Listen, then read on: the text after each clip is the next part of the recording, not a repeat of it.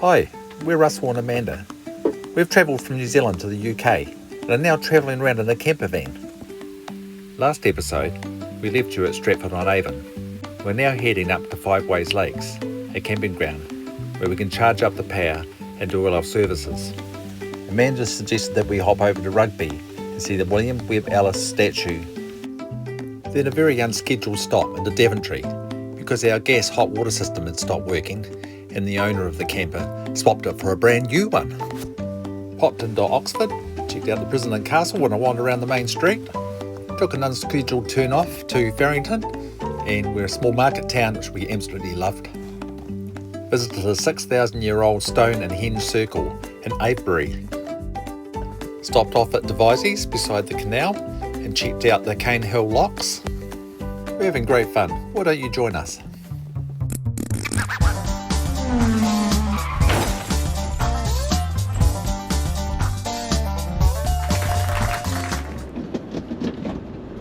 Goodbye Stratford-on-Avon. Yes, Stratford-on-Avon. Oh, it's green and this car's going through on the red. So what's happening there? Yeah. That, gypsy wagons. After 300 yards, you have reached your destination on your right.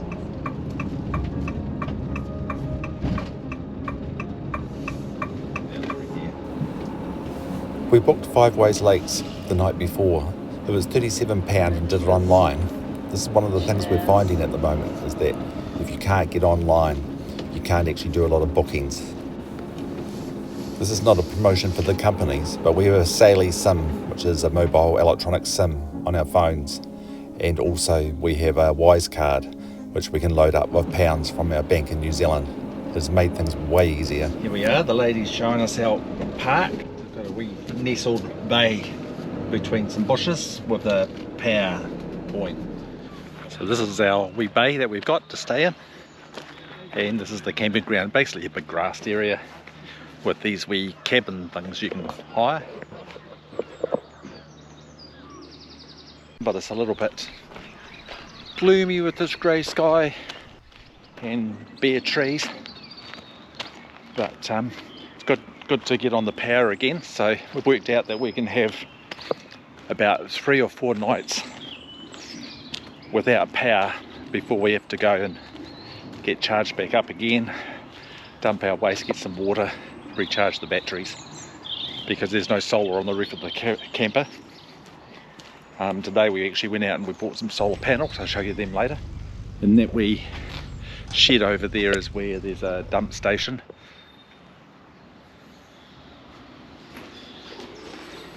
Anyway, we'll check out these showers.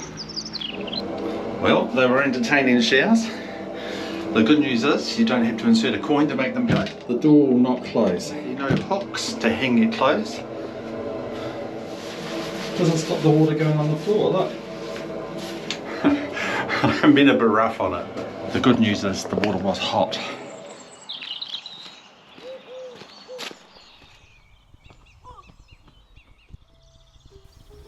I did have a wander around before I went off to bed. Looks like a scout camping ground / public camping ground.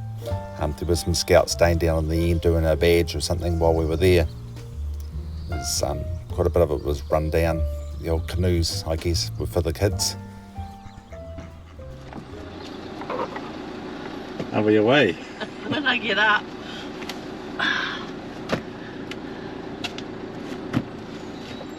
People that were doing their Duke of Edinburgh stayed here. I didn't hear a peep out of them all night, actually. First stop will be B&Q in Coventry, and then we're going across to Rugby. The Coventry B&Q is a hardware store, and I need to buy some wire.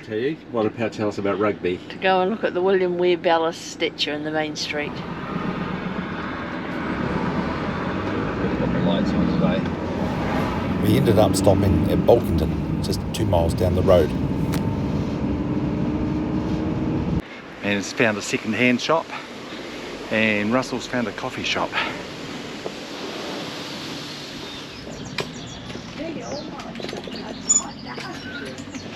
Yeah, what did Amanda find? Quite a fun week. I got a cushion to sit on, and I've actually found some wool, which I've been looking for. I've got so much at home, I didn't bring it because I didn't have room in the suitcase. Thanks to the Warwickshire Aged Care UK Association, we found it. I've got mandarins and 6 free-range eggs, £1.50 each. Thank you. Enjoy. We were thinking about going to Oxford, and the gas water heater won't light. One of those occasions where you're happy that you've got a rental rather than your own camper, otherwise you'd have no hot showers and no hot water. But anyway, the guy's very good, he's not that far away from us, so he said he'd swap the camper with a brand new one that he just had arrived, and he did offer to come over and bring it over and swap it over, so we thought we'd just add to the adventure and come Coventry direction. Arrived at B&Q, so we'll go and have a look around hardware shop. It's not a op shop. No, we've only found a couple that we've been into, so It's a dad shop this time. it's not that exciting in here. Fun? Somewhere different to look, which is quite cool. It's kind of, you're almost building. I got some tape, some ties, some wire connectors. You'll see what we're going to do with them in a wee sec. Some wire. That was £20, so some of it's in New Zealand, I think. Anyway, the wire and the extenders and the insulation tape is to extend our solar panel cables so that we can put the solar panels on the roof when we're stopped. Bear left, A428, Rugby Road. Follow A428 for 4 miles. There we are, campers parked up. Sunday it's free in the car park here, according to a man that helped Amanda when she went over to pay. Yeah. You rushed up to me and said, no, free on Sundays. So. It's called the Hand in Hand Rugby Ball statue, and there's a couple of names I recognise on it. Their hands, Michael Liner from Australia, and this one's Brian Williams from New Zealand. I'll go around this side, CUS, so you can see. Brett Gosper, CEO of World Rugby, and Anna Richards from New Zealand.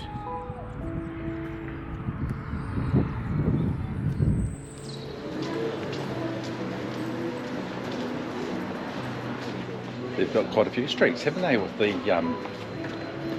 they've been all paved. It's taken the cars out of, which is quite good. Yeah, it's quite a lot. Quite a few empty ones here. I think this could be the school, maybe. It's that Rugby's the oldest school in the world. We'll check it out and look and get back to you. This is a statue of William Webb Ellis, who was born in 1806 and died in 1872. He was the local boy who inspired the game of rugby football on the close at Rugby School in 1823. Just had a lovely time in the town, 75,000 population of Rugby. Bear left, the square, then turn left, B4429. That is Daventry Road. So we've just been busy swapping campers. We arrived at 3 and it's now 5:30, and we've had to move everything from one camper to another because we had no hot water. So put up with cold showers for 3.5 months was probably not going to be a goer, so we've come back and swapped. So this is the camper van we had before, which we've sort of completely had to clean out and gut, and then move everything from here over to the new camper van.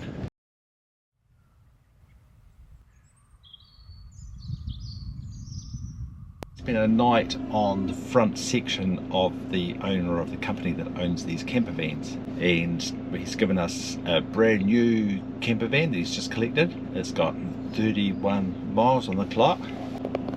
How's this day, Amanda? Pretty good. We're sort of out in the country, rural, but lots and lots of daffodils, and we had a very peaceful night. We've sorted everything out. It was a bit of a mission to swap vans over, but we've done it and we're off again.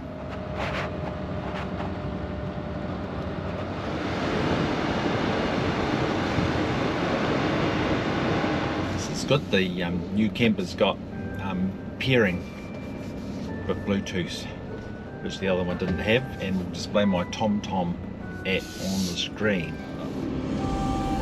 We got moss growing down on the straw baled roof. Yeah, thatched roof. Just looks a picture, doesn't it? Around the corner, you can buy this one, but I don't know where you'd park. Just resorted to our first coffee at McDonald's, one of these service centres. Open 24 hours, we're going to go and look inside.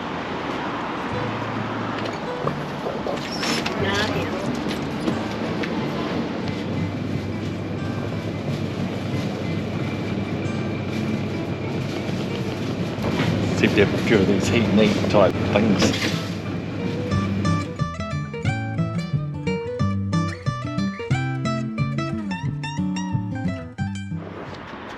Well, here we are, our first night in a car park. We're at the Oxford Red Bridge Park and Ride Share car park. It's got a big area for motorhomes. £8.10 a night to stay, and we catch the bus into Oxford. They don't want people bringing cars in, and we can't find a park anyway, so we're quite happy to do this. Pretty good value for a night.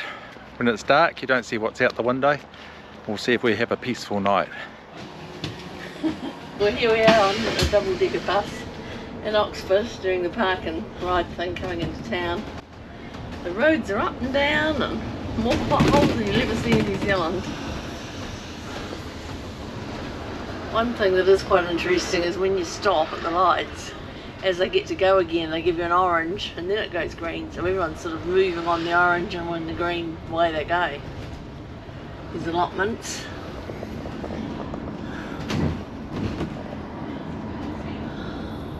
Some more. Quite clean actually, this one. And checking out the Oxford Castlewood Prison, which is down here in the main part of Oxford Township. It intrigued me, this not only being a castle but also a prison. Now, it only has one tower instead of the 4 that it used to have. These are photos I took of the round plaques that were outside in the paving. And although I'm not a history buff, I stood in amazement at the years on these plaques and the things that happened over time. Look up your name, that gives you all the history. £25 for printout, all about where the Phillipses came from. And This is a crypt under the castle where they had buried many, many people. And while many people were squashed into cells, if you had money, you could pay for some privileges. I joined the tour when they went up to the top of the tower. The guide told us stories in history, which, if it had not happened, would have changed dramatically the world we are in now.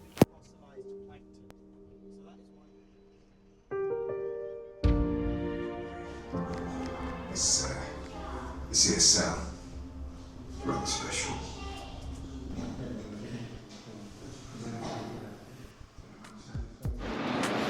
This is the Westgate Ball Complex here in Oxford, and I've got a hole in my jeans. Just go down here to see if I can buy some new ones.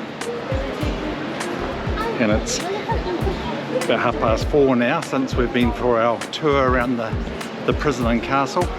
cool. You enjoy it, Amanda? It was good. Like stuff. I think it's about food time. Got my jeans. Let's drive over there. Boy, the big buses to be dropping, aren't they? Yeah, big buses. Here we are, just leaving the car park, Red Bridge Park and Ride in Oxford. We had a very pleasant night, absolutely no noise and peaceful as ever. So we're heading on down towards Bath. Maybe the first stop we're going to find is a stone circle. So I have a confession to make. We actually ended up in that pole of traffic going the wrong way. And we better turn around and come back because I made a wrong turn off at a roundabout. So anyway, half an hour later I've learnt my lesson and we're now pointing in the right direction and we're away. One advantage of a motorhome is you can just turn off and stop when you want to, and we stopped at this nice wee village.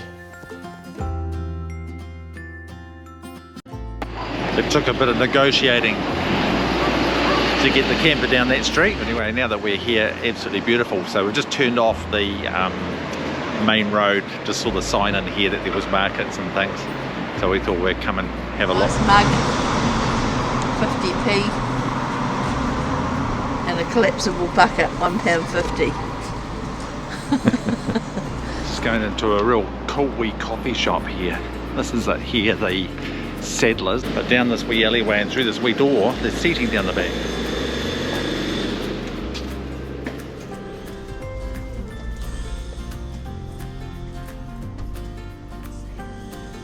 So you sit there, or oh no, you can sit there actually. There we are. I can have a Cornish pasty. And Amanda's got a cinnamon scroll. There's only one problem. What's the problem? You're not in Cornwall. Never too early. There we are, so my first Cornish pasty. Quite nice. They've got the Cornish right into the crust. That it's been made like this big crust so you can hold on to it for the workers. So that when they're down the coal mines and came up, they're just your hands, they can eat them high. It's quite handy being able to pull it in. Cross the roundabout, second exit, V4019, Coxwell Street. On the left. No, oh yeah, okay, yep. Yeah. So we're at Avebury Henge, which 4,500 years ago, a steep-sided ditch, 9 metres deep, was cut around an area of grassland where Avebury is now. 117 saron stones were hauled into the enclosure and set upright in 3 circles and other settings. Sites like this are known as henges, as the name was taken from Stonehenge, and they're built over much of the British Isles for several generations. Their purpose is unknown, but what's known is many are much smaller than the one we're going to see today.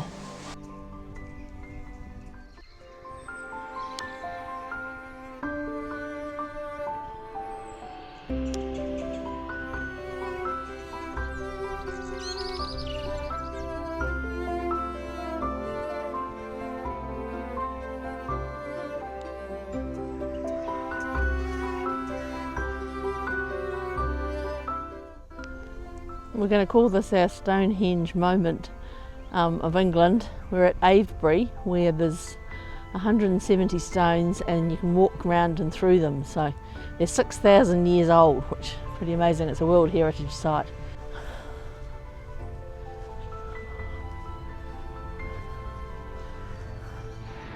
Quite cool. I was only expecting actually the circle of stones in this village, and then we got the Historic Trust tour as well around the what was a farm and stately home, which was really good. Got through that with our New Zealand Heritage Pass. Simply it's chalk that they dug up and piled on the top to make these mounds and burial sites, so forth. I think there's been a lot of archaeology in the area.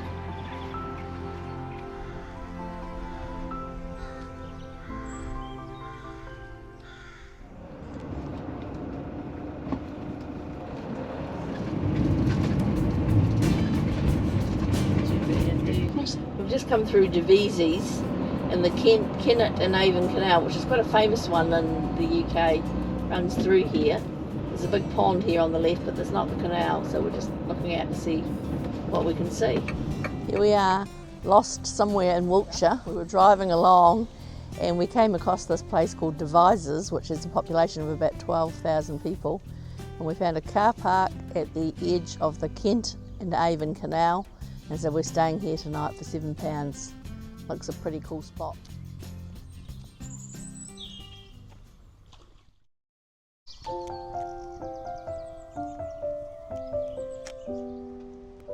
Devizes, a Wiltshire market town, boasts a rich history dating back to the Roman times and the Norman era, with a castle and a town developing around it. Devizes played a significant role in medieval trade, particularly in the textiles, and later became a major centre for the corn market in the 18th century. Just saw this shop which says old and new haberdashery toys, so quite fascinating. Teapot covers. Just been into Iceland, which is a £1 sort of shop. And you've got some bread, chicken pieces, that sort of thing. Amanda's found quite a nice baker.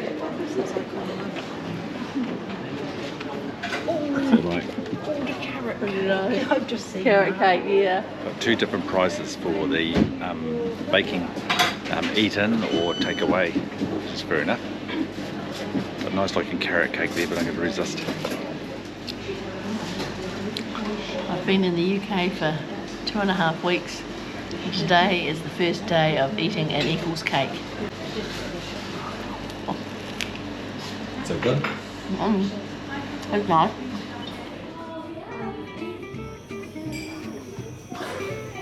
After strolling through the indoor market, it's time to head back to the camper for the evening. Pattern. I thought it's not too big to put in the suitcase. I've been wanting a shawl pattern forever, and I found one in that shop. So this has been our spot. We've been camping in the car park at Devizes, beside the canals. The advantage of these spots is you save quite a bit with the accommodation rather than going into a camping ground, and it subsidises the price of the camper. We're off for a walk while the sun's shining. Amanda will tell you where we're going. We're going across the river and down to the Caen Hill Locks, which are apparently quite famous. There's 12 or 15 flights of lock, all one after the other. So we're going to go and do a bit of people watching.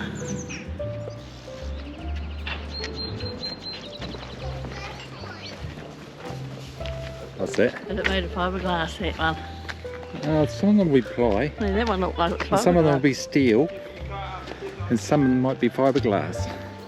Most of these are steel. Yeah, that's quite steel. Yeah.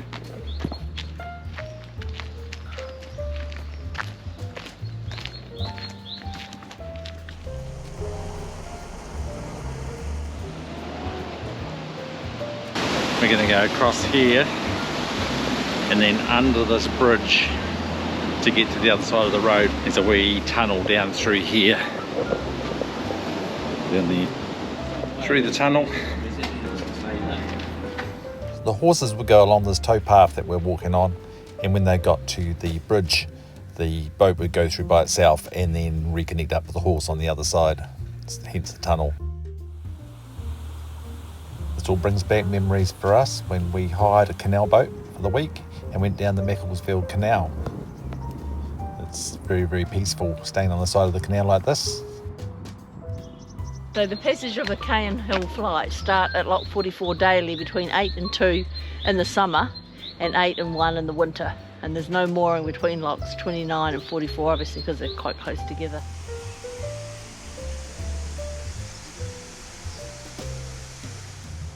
The Caen Hill Locks are the longest continuous straight flight of locks in the country. Completed in 1810, they were built by the famous canal engineer John Rennie as a solution to climbing the steep hill. It had a rise of 237 feet in 2 miles, 72 miles in 3.2k. The 16 locks, known as the Caen Hill, form part of the 29 locks of the Devizes flight. They were the last stretch of the Kennet and Avon Canal to be completed. And luckily for us, there was a cafe at the top of the flight of locks. We made it. It said 25 minutes, so probably was that. That's the end of this video. Thanks for coming along with us. We're heading down to Somerset, Devon and Cornwall in the next episode, looking out on the Bristol Canal.